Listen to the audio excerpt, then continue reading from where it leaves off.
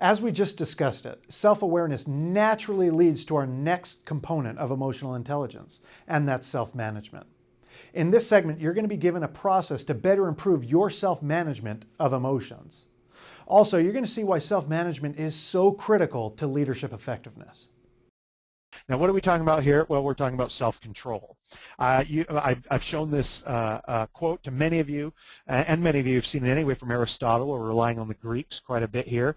But anybody can become angry. That is easy, right? And we all feel anger from time to time, and it's not necessarily a sign of leadership to be yelling at everybody all the time, although there are lots of CEOs and others that act that way. You know, it's easy to do that, but to be angry with the right person, to have the self-control to be angry with the right person to the right degree and at the right time and in the right purpose, for the right purpose and in the right way, that's not within everybody's power, and it certainly isn't easy.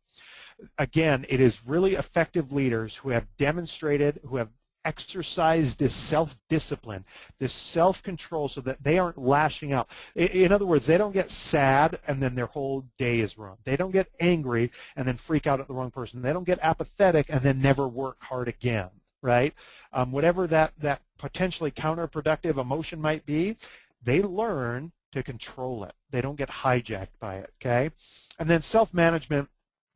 And this self-control and this discipline is also related to integrity and adaptability. It's because those with integrity do what they say they're going to do. They have the discipline, they have the self-control, despite circumstances and despite emotions, to do what they say they're going to do, to walk the talk. And adaptability is part of self-control for this reason. I love this quote. Circumstance has no power over you.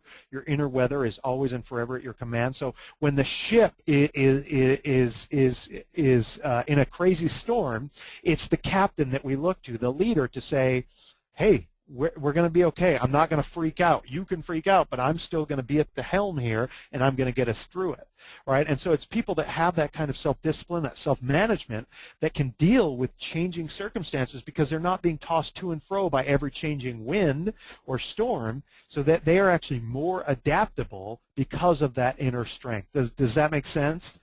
And so the self-management is really important. So the question you and I want to ask right now is, okay, how do we increase that self-management? How do we develop that? Well, I suspect a lot of you are already developing it, but I'm going to give you some things to think about here to help gain this emotional control or this self-management, and it's being introspective. Okay, it's what I called earlier being self-reflective, right? It's not living the unexamined life. It's actually looking inward and saying, and by the way, introspection is not is not really natural to us. Okay, it's something we kind of struggle with. We tend to be not introspective, but extrospective. In other words, we have senses, and so we pay attention to the things around us, and there was a survival reason for that, an evolutionary purpose for that. Introspective's a little more evolved. Okay, so here's what we do. The first is identify and name your emotions. This requires you and me to say, okay, I'm feeling this way. And, you know, the caveman, this isn't really true, but the caveman might say, me sad, me upset, you know, or, you know, me angry, me sad, me happy. That's it. Whereas there, believe it or not, the research indicates there's actual value in you and I increasing our emotional vocabulary. In other words, I'm angry, or I'm just in a foul mood, you know, or whatever else it might be. Actually being able to identify specifically and naming the emotion, you know what, I'm hurt, I'm frustrated, I'm a little melancholy, whatever else it might be, gives us more power and control over the emotions. Okay, gives us leverage over potentially hijacking emotions. And then going back to our object, cognition, value appraisal, and emotion, identify their causes. Okay, sophisticated, emotionally intelligent people can say, you know what, it was this. This is why I'm angry. Maybe this is why I'm being upset with my children. I forgot it's because this thing that happened at work. It's only by identifying causes, again, that helps us do something about it. Then that puts us in a position to change the cause. I no longer really want to interact with this company because it bothers me. So this puts us in a position to either change the object, the cognition, or the values. So look, if there's an object that, looking at a picture, this old picture of your deceased mother makes you sad, well, maybe you don't look at that picture anymore, okay?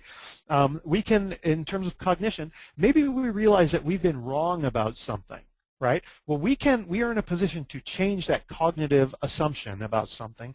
And then finally, we can modify inappropriate values. And by inappropriate, I mean values that are no longer productive. So my value appraisal is, well, I wanted this promotion and I keep getting denied it.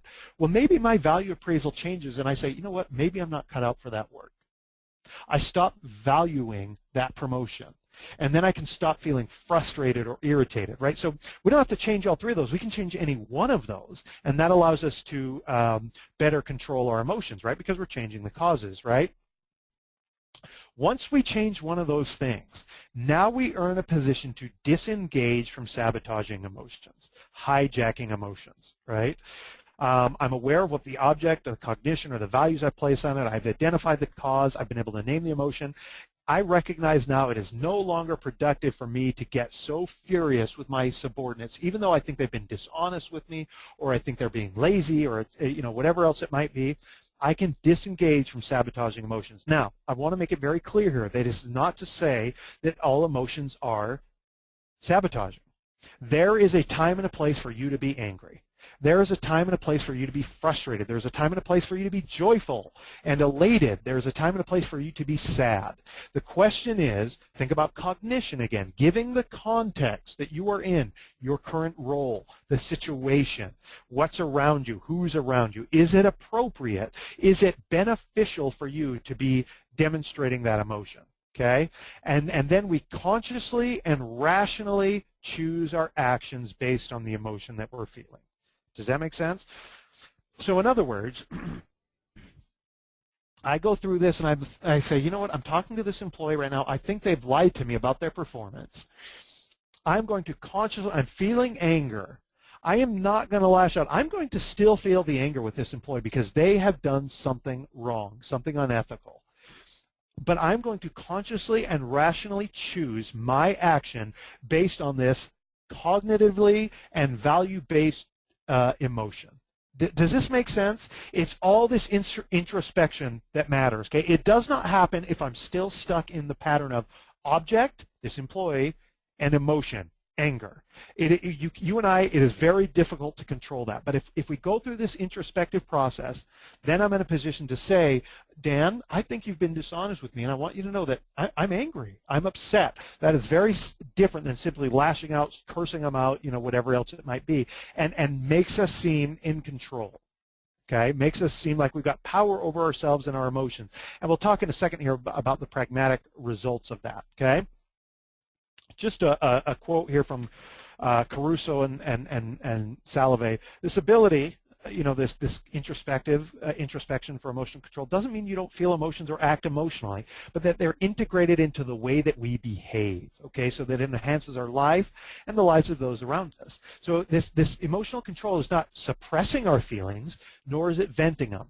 This emotional management is not a question of whether we should control our feelings, but how we intelligently engage and disengage from them, how we use them to help us be most effective. Okay, here's why this matters so much. Here are the practical results, right? Those that are effective at being aware of their emotions and then engaging or disengaging from them, their emotions actually focus their attention. And instead of distracting them from being productive, it actually makes them more productive. They can psych themselves up, calm themselves down, or maintain a mood as appropriate, right? These people that are feeling down that sort of pull themselves up and say, I'm not going to let this thing beat me. I'm going to keep going, right? Or, okay, this is really good news right now, but our team needs to sort of stay focused. Let's calm down. The example, and I apologize to those who've had training from me, but I love this example.